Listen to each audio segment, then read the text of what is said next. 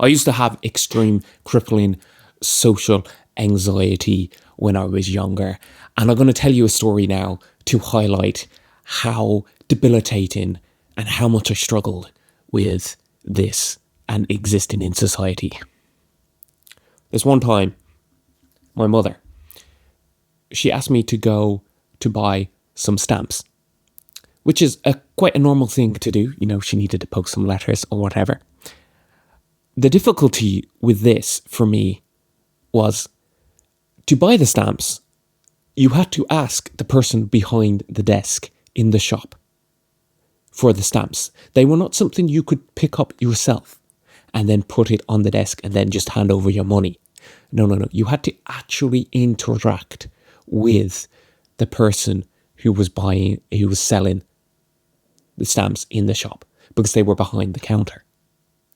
And so you would simply go up, a normal person, and ask, "Can I have a book of stamps, please?" And they'd be like, "No problem, here you go. That will be however much it was, $5, €5 or something like that." Me, however, had a full-on panic attack. My brain, in that moment, because I knew I would have to ask this person a question, which is, "Can I buy some stamps, please?" And not a very difficult question, something very normalized, something that anybody and everybody should be able to do, is ask for an item in a shop behind the counter. My brain had a full-on panic attack, and I was basically on the floor, almost in tears, because I would have to go and have a very normal conversation with a stranger in the shop. And I just could not, my brain could not handle the fact that I would have to interact with somebody. And you'd think that would be, oh, maybe I was just very shy and I was a very young and a child, and, that could maybe be excusable. But guess what age I was? I was 17 years old. 17. At 17 years old, the idea of having to interact and ask a question to a stranger caused me to have a full-blown panic attack. My brain shutting down and causing this, essentially pain and fear, and it just went into shock, and I'm on the floor crying because I'd have to go and buy stamps. It was awful. It was so bad that this is what I was like. It was very extreme. I've got another story as well. When I was 16 now, I was joining a new hockey club. We just moved to a new town, and I was going to join a new hockey club, but I had to go in person to do this. And it was something I kind of wanted to do, I guess, but, my mother was really trying to push me to, get out there, because, again, she could see me collapsing in on myself because of this social anxiety. And so she had organised it and called up the guy that I was to go and meet, and it was for the adult team, not the juniors anymore, the younger kids. So I would have been playing with the senior team, and not the A team, it was the B, C team. And I, before going, basically ended up throwing up because, again, my brain was having a panic attack, and all of that anxiety made me vomit violently. And as crying, throwing up into the toilet because I have to go and meet strangers to join this new team, this new hockey club when I was 16 years old. It was, again, I managed to do that one. I did manage to go, and that after that it was slightly easier. I just really struggled to socialize and interact with the people and have good conversations and stand up for myself. I just kind of faded into the background for the most part of that, but at least I managed to get there. And it wasn't as bad going there, but I remember driving there, and I was basically holding back tears the whole way. My whole body is shaking, and my mom is feeling like she's torturing her child, making him do this very normal thing in life to join a club. And yeah, again, it just crushed me, this idea that I'd have to interact with strangers.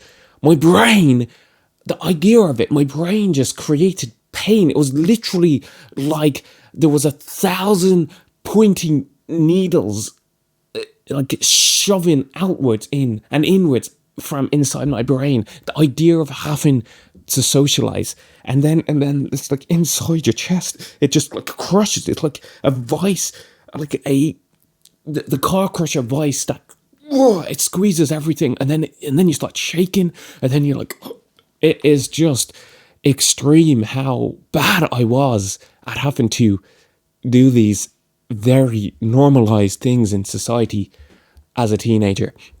And this started when I was much younger. I was very shy as a child.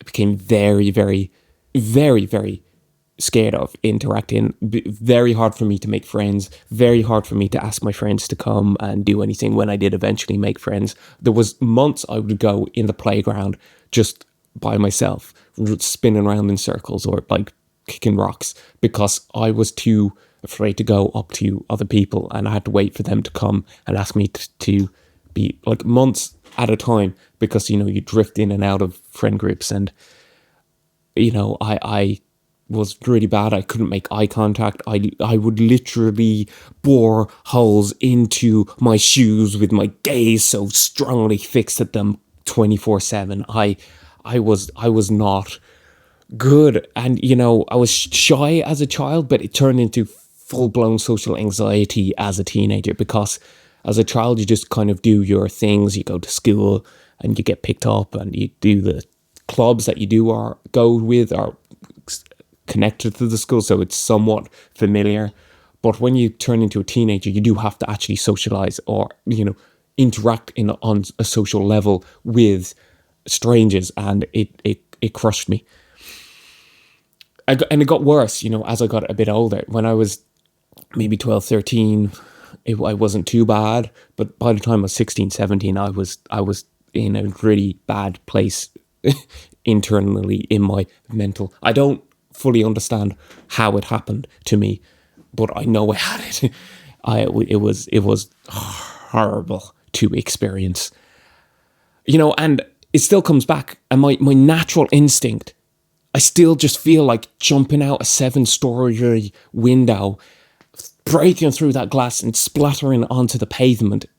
Like, that sounds preferable to me than having to actually socialize with a stranger. That's my first immediate thought. I have to go into my brain and be like, it's going to be okay. I have to calm myself. I'm like, even now, my brain still immediately wants me to run and hide instead of have to socialize or interact with anybody.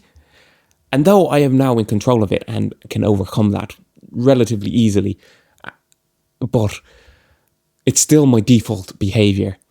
And particularly when I was in a very bad place in life, when I was depressed a few years ago, I really, really was struggling with the social anxiety again.